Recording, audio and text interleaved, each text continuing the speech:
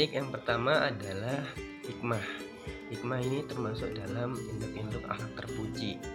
Dan pengertian dari hikmah sendiri secara bahasa adalah kebijaksanaan atau pendapat atau pikiran yang bagus, kemudian pengetahuan, filsafat, kenabian, dan keadilan.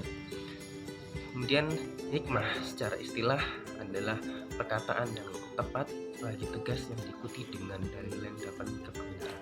Ini adalah pendapat dari Al-Maghribi dalam kitab tafsirnya.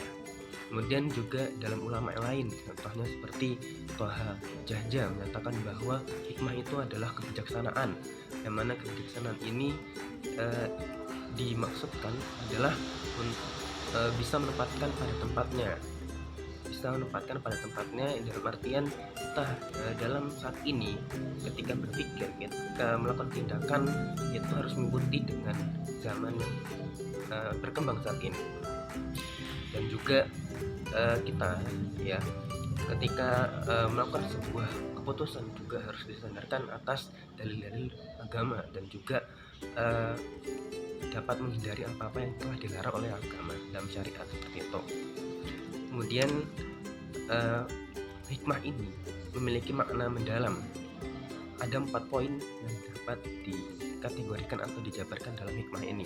Yang pertama ada adil, kemudian hilm, dan ketiga ilmu, dan keempat nubuwah. Adil ini dalam artian dapat mencegah pelakunya untuk melakukan kedoliman.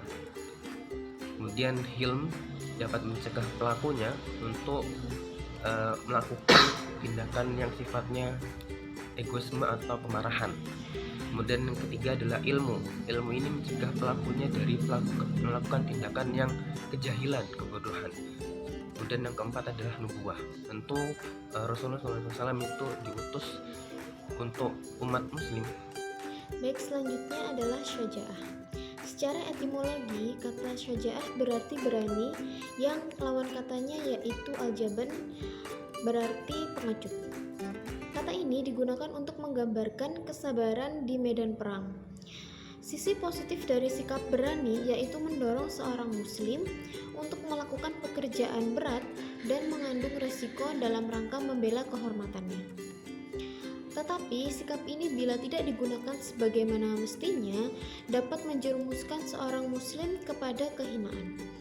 Syaja'ah dalam kamus bahasa Arab artinya keberanian atau keperwiraan, yaitu seseorang yang dapat bersabar terhadap sesuatu jika dalam jiwanya ada keberanian menerima musibah atau keberanian dalam mengerjakan sesuatu. Pada diri seorang pengecut sukar didapatkan sikap sabar dan juga berani. Selain itu, syaja'ah bukanlah semata-mata berani untuk berkelahi di medan laga, akan tetapi suatu sikap mental seseorang dapat menguasai jiwanya dan juga berbuat menurut semestinya. Nah, syaja'ah dapat dibagi menjadi 2 macam. Yang pertama yaitu syaja'ah harbiyah, yaitu keberanian yang kelihatan atau tampak, misalnya keberanian dalam medan tempur di waktu perang. Yang kedua yaitu syaja'ah nafsiyah, yaitu keberanian menghadapi bahaya atau penderitaan dan menegakkan kebenaran. Nah, adapun hikmah yang dapat diambil dari sikap syaja'ah itu yakni sifat mulia, cepat, tanggap, perkasa, memaafkan, tangguh, menahan amarah, tenang, mencintai. Nah, akan tetapi apabila seseorang terlalu dominan keberaniannya, apabila tidak dikontrol dengan kecerdasan dan juga keikhlasan, akan dapat memunculkan sifat ceroboh, takabur, meremehkan orang lain, unggul-unggulan, ujub, dan sebagainya. Nah, sebaliknya jika seseorang kurang syaja'ah, maka akan dapat memunculkan sifat rendah diri, cemas, kecewa, kecil hati, dan lainnya. Selanjutnya yaitu hikmah yang dapat kita ambil dari sikap syaja'ah. Yang pertama yaitu sifat mulia, cepat, tanggap, perkasa, memaafkan, tangguh, menahan amarah, tenang, dan juga mencintai. Nah, akan tetapi apabila seseorang terlalu dominan keberaniannya dan tidak dikontrol dengan kecerdasan dan juga keikhlasan, akan dapat memunculkan sifat ceroboh, takabur, meremehkan orang lain, unggul-unggulan, ujub, dan lain sebagainya. Akan tetapi, jika seseorang mukmin kurang sajaah, maka akan dapat memunculkan sifat rendah diri, cemas, kecewa, kecil hati, dan juga yang lain-lainnya. Oleh sebab itu, maka sifat sajaah ini harus diimbangi dengan sifat kecerdasan dan juga keikhlasan.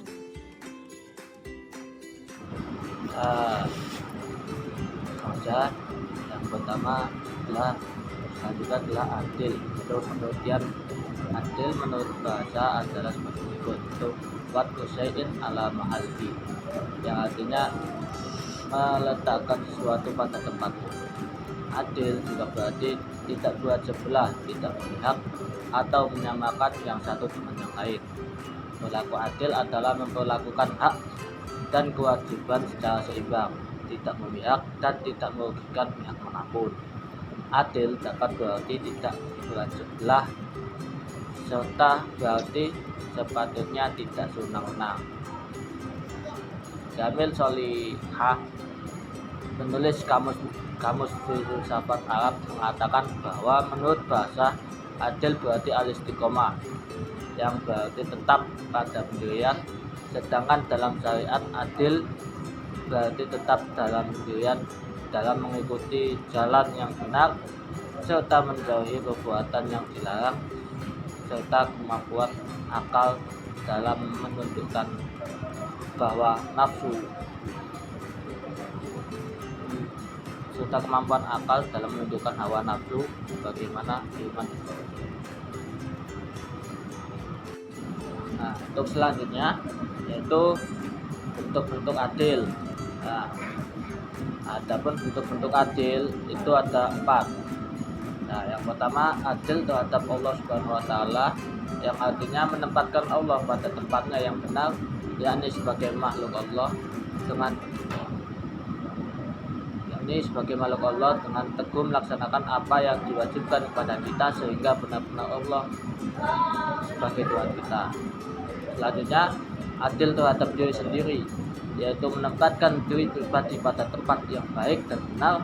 Untuk itu kita harus kukuh menempatkan diri kita agar tetap terjaga dan terpelihara dalam kebaikan dan keselamatan. Nah, untuk mewujudkan hal tersebut, kita harus memenuhi kebutuhan jasmani dan rohani, serta menghindari segala perbuatan yang dapat mencelakakan diri. Selanjutnya, adil terhadap orang lain, yakni menempatkan orang lain pada tempatnya yang sesuai, layak dan benar. Kita harus memberikan hak orang lain dengan jujur dan benar, tidak mengurangi sedikit pun hak yang harus diterimanya. Terus untuk adil lagi yaitu adil terhadap makhluk lain, artinya dapat menempatkan makhluk lain pada tempatnya yang sesuai. Misalnya adil kepada binatang, harus menempatkannya pada tempat yang layak menurut kebiasaan binatang tersebut. Lanjut, itu kedudukan dan keutamaan adil, yaitu terciptanya rasa aman dan tentram karena semua telah merasa diperlakukan dengan adil. Selanjutnya, membentuk pribadi yang melaksanakan kewajiban dengan baik. Terus, menciptakan kerukunan dan kedamaian. Selanjutnya, keadilan adalah dambaan setiap orang. Alangkah bahagianya apabila keadilan bisa ditetapkan di masyarakat, bangsa dan negara, agar masyarakat merasa tentram dan damai lahir dan batin. Begitu mudahnya orang yang berbuat adil sehingga Allah tidak akan menolak doanya. Demikian pula Allah sangat mengasihi orang-orang yang dizalimi, tidak diperlakukan secara adil, sehingga Allah tidak akan menolak doanya. Nah, seperti yang ada di hadis riwayat Imam Ahmad, yaitu salah satu doa da'autuhum as-shaim hatta yuftir wal imam al-adil wa da'watul al-mazlum rawahu Ahmad. Jika orang yang tidak akan tertolak doanya, yang artinya tidak, yaitu orang yang sedang berpuasa hingga berbuka, terus pemimpin yang adil dan orang yang teraniaya.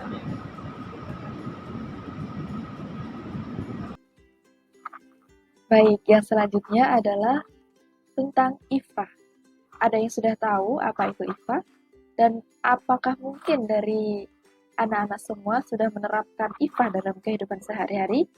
Jika belum, kali ini Ibu akan menjelaskan apa itu ifah dan juga bagaimana penerapannya dalam kehidupan sehari-hari. Yang pertama, pembahasan mengenai pengertian ifah. Ifah berasal dari kata afa ya'ifu ifah yang berarti menjauhkan diri dari hal-hal yang tidak baik dan juga diartikan sebagai menjaga kesucian tubuh.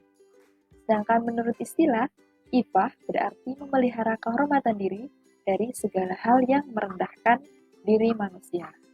Seperti itu. Jadi, ifah ini adalah usaha bagi manusia untuk menjaga dirinya agar terhindar dan terjauhkan dari hal-hal yang akan merendahkan diri. Nah, selanjutnya, ifah hendaknya diterapkan dan ditanamkan dalam diri manusia, terutama ditanamkan dalam hati, karena hati adalah pokok dari manusia. Jika hatinya sudah tertanam ifah, maka akan muncul benih dan juga akan tumbuh benih itu menjadi ifah pada kehidupan sehari-hari. Adapun ifah dalam kehidupan ada 4 sub, yaitu yang pertama kesucian pada panca indera. Nah, ini terdapat pada Quran Surat An-Nur ayat 33 yang artinya, dan orang-orang yang tidak mampu menikah hendaklah menjaga kesucian dirinya sehingga Allah mampukan dengan karunia Allah.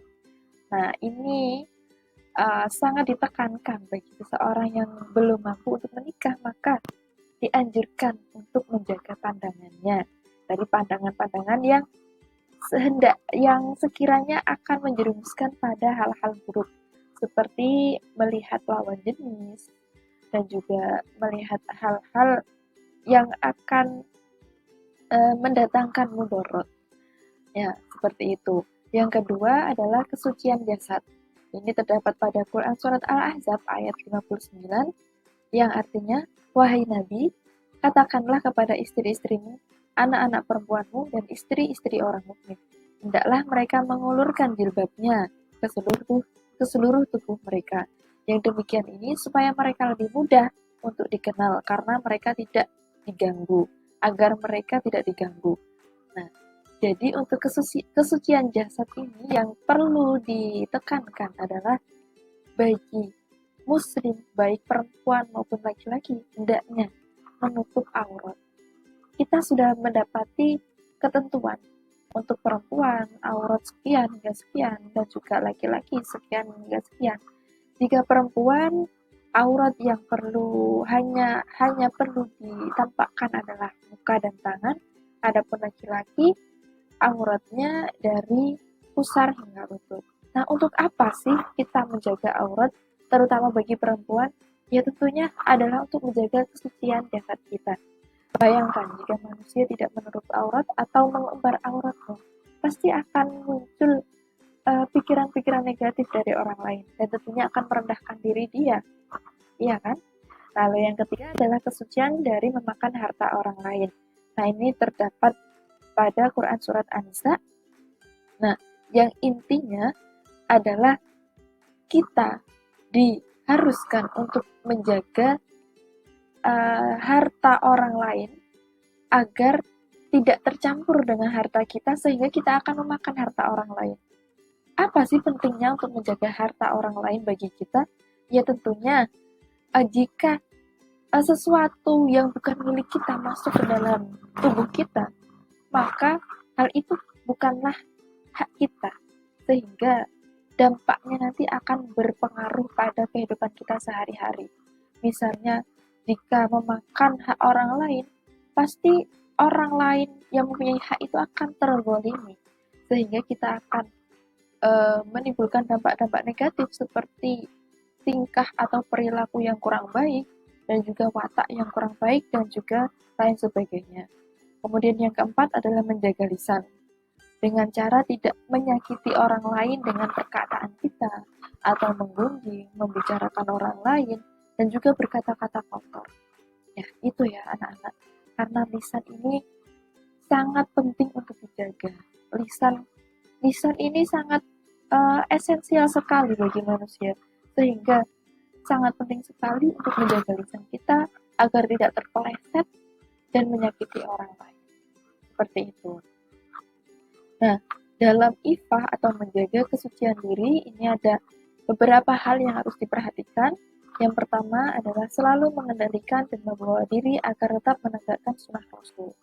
Kita ketahui bahwa Rasul telah mencontohkan kepada umatnya untuk berbuat yang baik, berbuat yang sopan, yang tentunya itu merupakan tindakan yang baik dan juga berpengaruh bagus bagi manusia atau sesama manusia.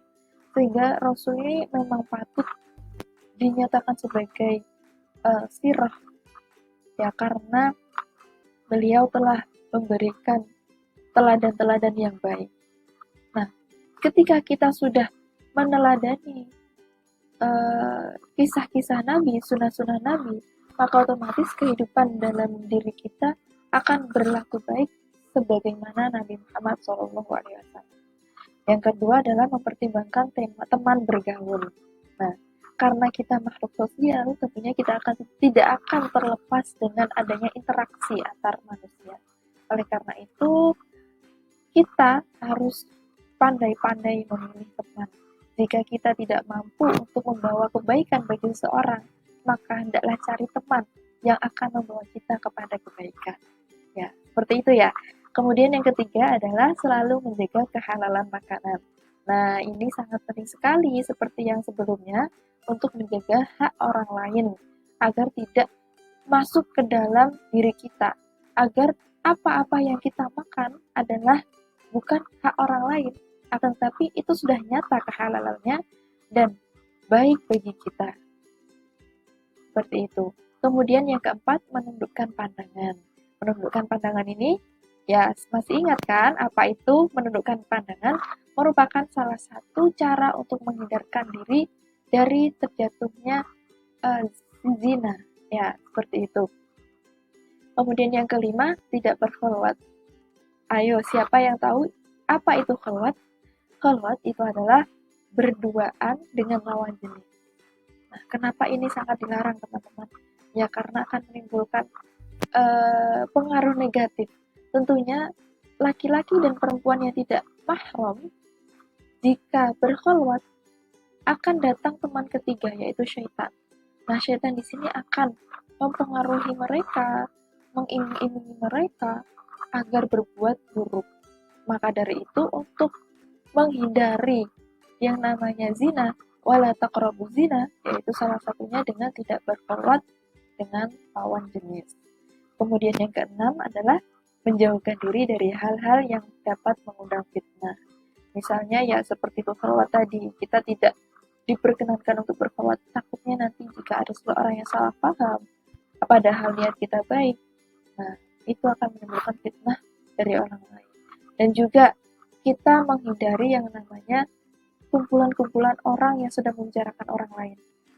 Ini sangat penting sekali karena antar manusia bukan untuk saling membicarakan aib orang lain, akan tetapi saling membantu dan saling mengingatkan. Seperti itu. Nah, jadi tugas kita pada sebagai manusia kali ini tidak hanya menjadikan diri sebagai hikmah, syaja'ah, tapi juga perlu untuk ifah, menjaga diri dari hal-hal yang akan menjatuhkan dan merendahkan diri manusia. Seperti itu.